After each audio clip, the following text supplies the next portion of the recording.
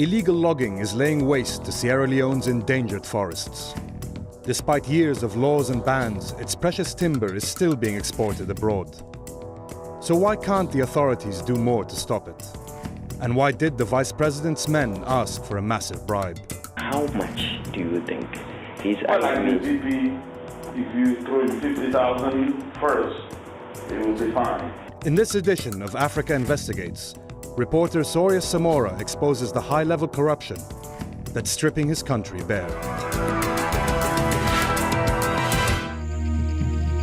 Years of civil war during the 90s devastated Sierra Leone's environment as rebels exploited natural resources to fund their violent campaign. But even now, in peacetime, the country's forests are at risk of being completely wiped out. I'm back in my home country, Sierra Leone, to investigate illegal timber logging, a trade that is destroying whatever little forest this country has left. I'm told the corrupt practice goes way to the highest level of government. Experts calculate that logging is a multi-million-dollar business here. A 2006 EU report identified logging as the leading cause of environmental degradation in Sierra Leone. And according to the Forestry Ministry, unless immediate action is taken, all the country's forests, as well as the endangered species they support, could disappear by 2018. It's the end of the rainy season and the landscape looks green enough. But these are mainly shrubs and grasses, not mature trees. In the dry season, deforested areas frequently degrade into wasteland. The president of Sierra Leone, Ernest Bai Koroma, has publicly sworn to fight corruption and protect our country's remaining forest. He has personally assured me that he will take action if our investigation exposes wrongdoing.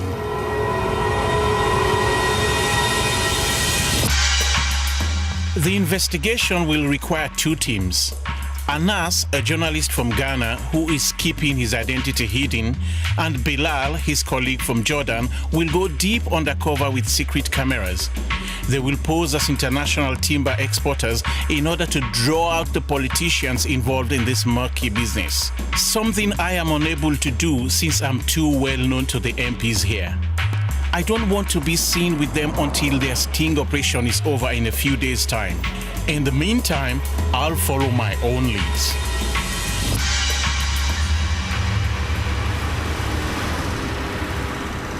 I've found it's not easy to get people to talk on camera about what's going on here, either because they are corrupt themselves or because they are afraid of what might happen to them if they do speak to me. The risk for me is having to rely on people who may sell me out. Kate Garnett, Deputy Director of the Forestry Ministry, is willing to stick out her neck, however, and I think I can trust her. As this film involves undercover work, we agree to meet away from the government buildings.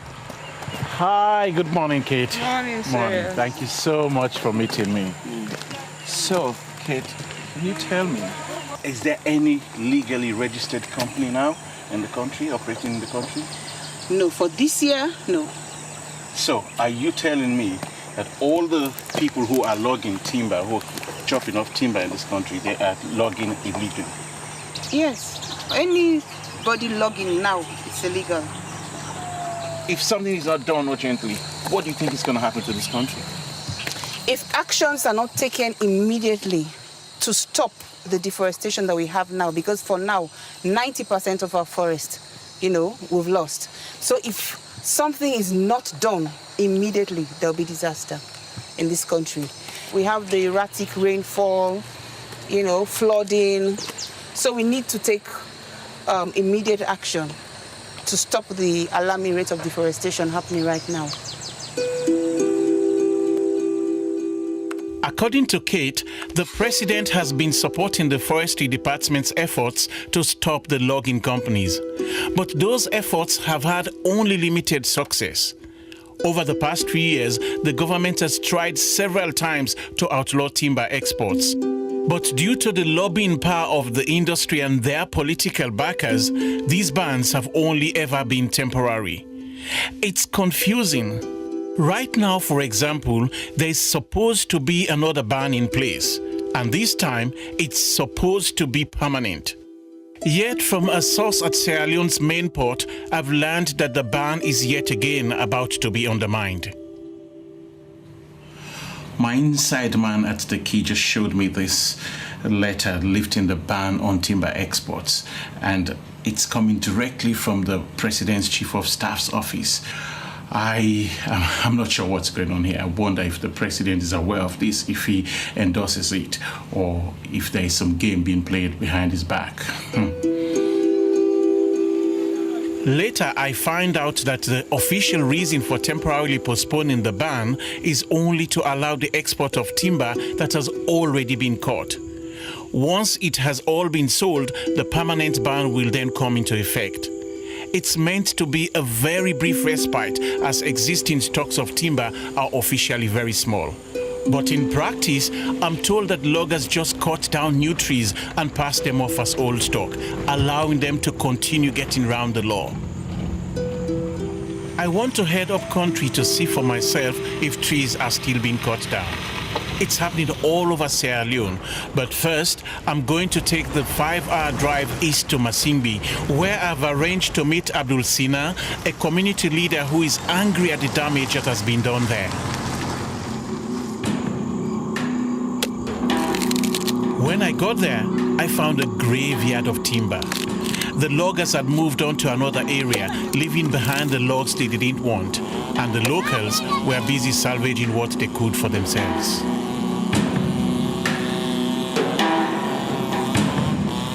Mr. Sina, what would you say is the impact of this high level of deforestation and timber exporting? If things continue at this rate, what do you think is going to happen to Sierra Leone's forests? We're going to lose all our forests. That helps us to protect us against adverse weather conditions. And then we'll be expecting things like drought, less agricultural product, and so forth. Do you think people will stop this illegal logging and illegal timber smuggling? Will it stop here in Sierra Leone?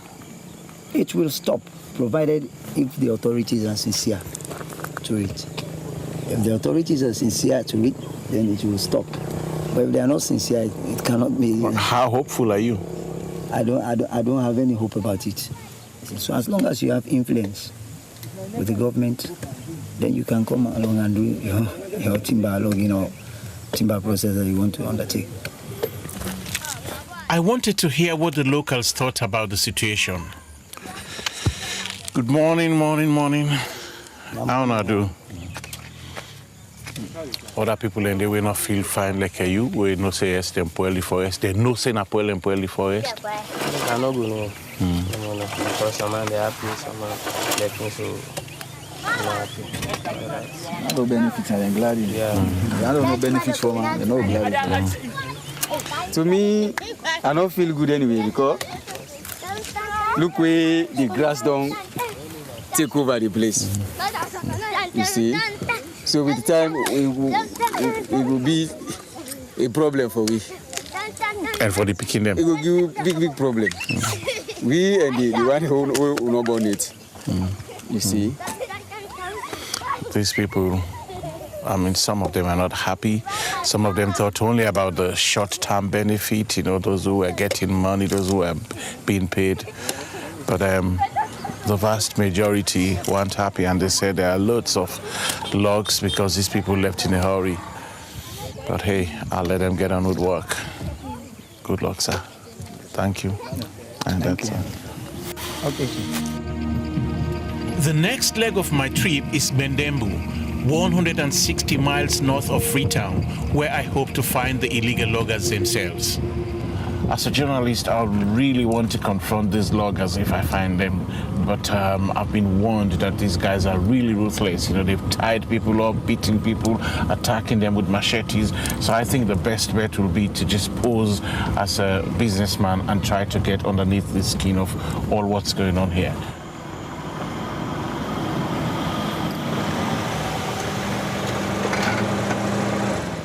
We've just stopped the car because I can hear some sawing. So we're going to jump out of the car now and see if we can investigate. I can hear both sides of the bush. I can hear one going off here and there as well. That's right. Looks like it's deep in the bush.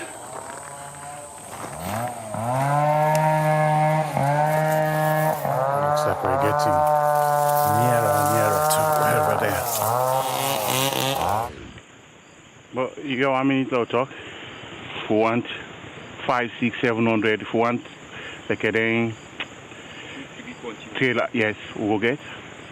When get? When get her?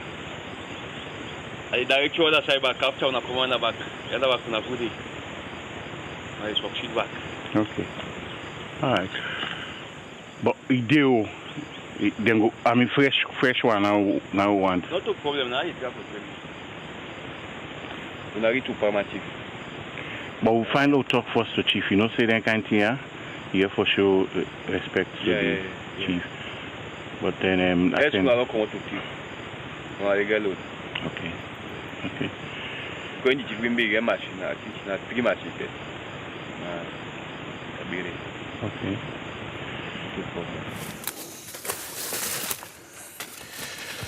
This is really hard to take in. This guy tells me that he cuts up to 30 trees a day and, you know, he sells them to anyone who can pay the price. But I just have a feeling there's a lot more going on around here and I'm going to keep searching.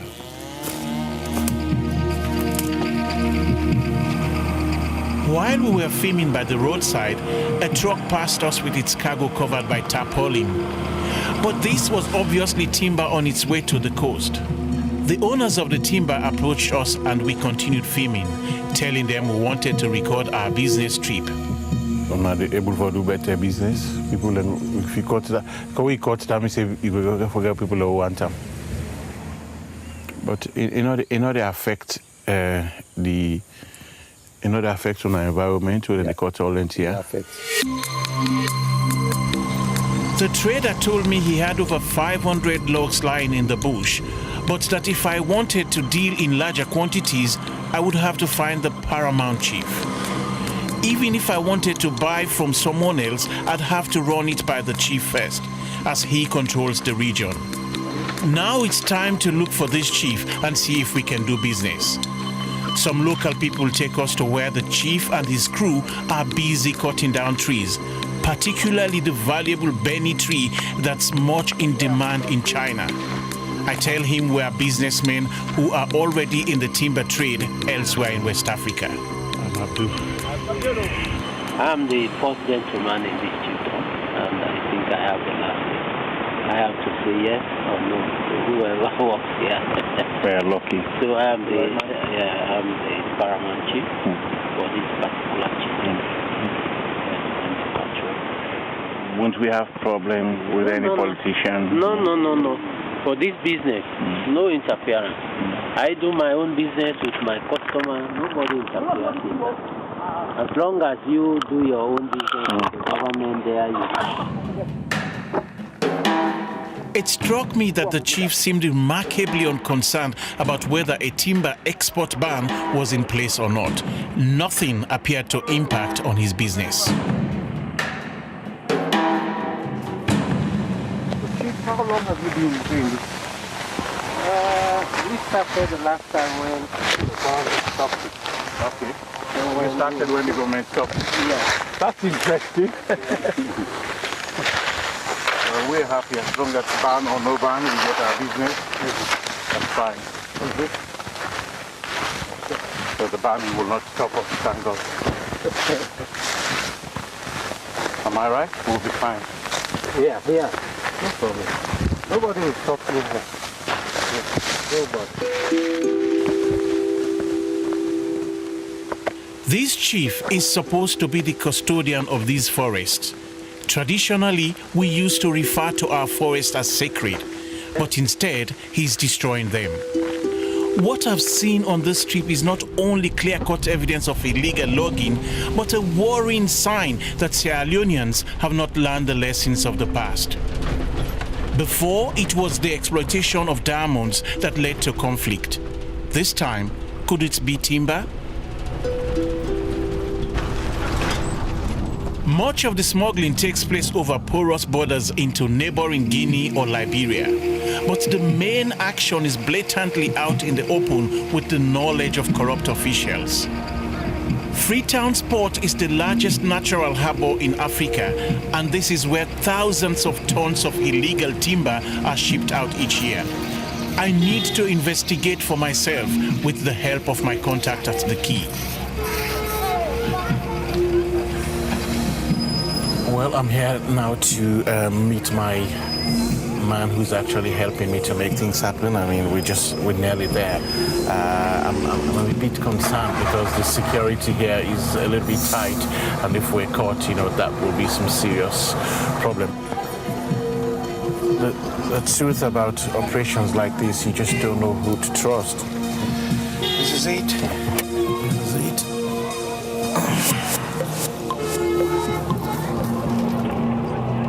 My inside man proves to be trustworthy, and what he has to show amazes me.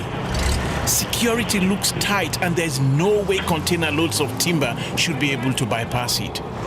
But he shows me how easy it is when there are enough corrupt port officials willing to look the other way. Every vehicle is supposed to go through the scanner, after which it is tagged with a painted yellow mark. But officials regularly tag the vehicles in advance in order to avoid the scanner. The port top brass can then do their best to make sure there are no spot checks on certain vehicles. In a situation like this, an honest man like my contact is considered a spanner in the works.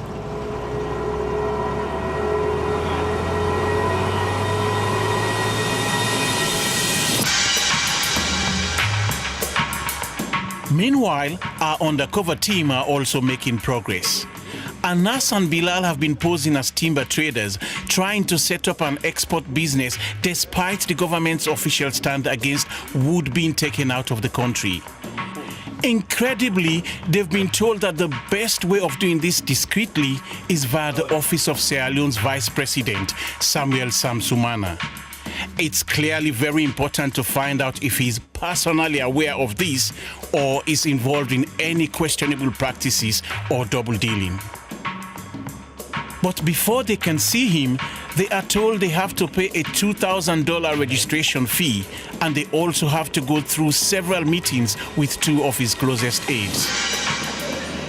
You touch the right buttons. Okay. Now, between Mama and myself, it's the right buttons. You can't meet. Okay. We are very popular. We're very known in this country. Very nice. Anywhere we take you, you get a protection. Look at you. You're in the Vice President's office. While Anas and Bilal inch closer to the Vice President, I arrange a business lunch with the Paramount Chief while he's in Freetown. As far as he's concerned, I'm still a timber exporter wanting to do business. He tells me he's connected with everyone needed to export timber, from corrupt port officials to ministers who are prepared to bend the rules. So why not be flexible to get money, raise money for people? Because the money people are getting is fabulous. I'm unable to pursue this lead to the top as the chief's high-powered connections will recognize me straight away. At this point in the investigation, I have to take a back seat while Anas and Bilal finally get the go-ahead from one of the aides to meet the Vice President in person.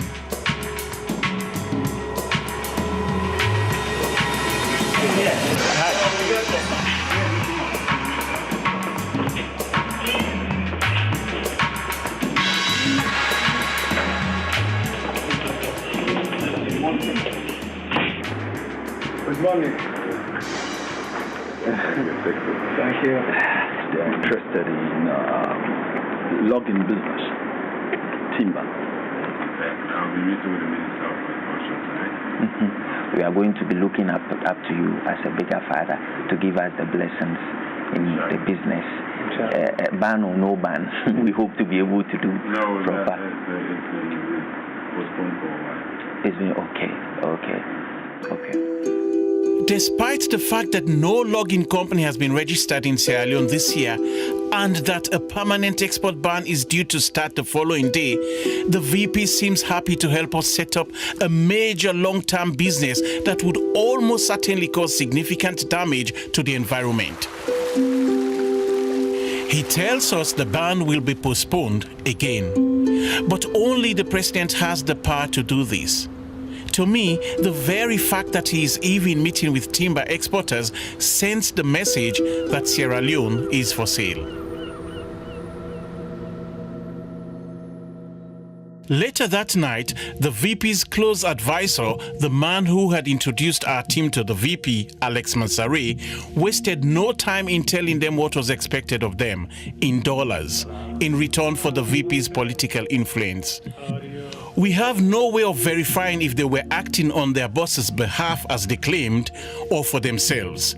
But the bribes they wanted were clearly intended to secure very high-level official support.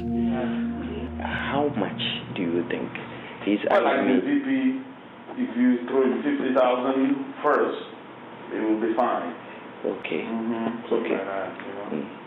Okay. We do VP 15,000 and 50,000. And what about the forestry guy? We split 20, 30 amongst them. I mean, look at the budget of 100,000. Okay, that's fine. Yes, that's fine. Who will talk to the VP for us on that? I can. Okay. But those type of things, you have to come with the money and give them. Okay. You have to come with the money. Like, give us the gift, come with the money, say, thank you for the last time. Okay. True. If you don't have cash, you don't talk. Yeah, money that's talks true. in Africa. That's true. Within 24 hours, our undercover businessmen are completing the paperwork for their logging company. Setting up any business in Sierra Leone normally takes many weeks, even with bribes, and to register so quickly takes considerable political clout. More to the point, today is the first day of the permanent ban on timber exports, so this company should not even be able to function legally. I'm disappointed to find the registration takes place at the Forestry Ministry, a ministry that until now I had thought was united against the environmental damage that logging brings. Because now the country is open for business. One of the vice president's close advisors informs our team that the VP has already put the wheels in motion for our business, with the advisor on the board as one of the major shareholders. So now you've got the whole picture. Yes. Because they called up, reported to VP about the meeting. Okay. They are coming with more documents, so you have to sign more documents.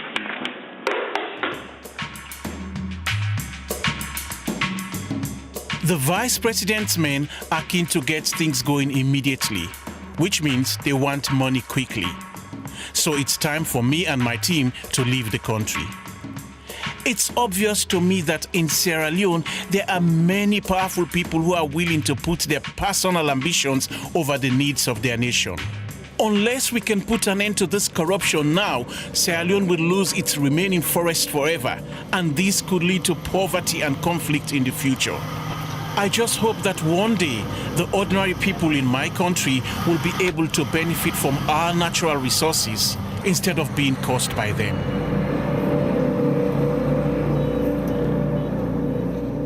We wrote to Vice President Sumana to ask about his relationship with Alex Mansare and Momo Conte.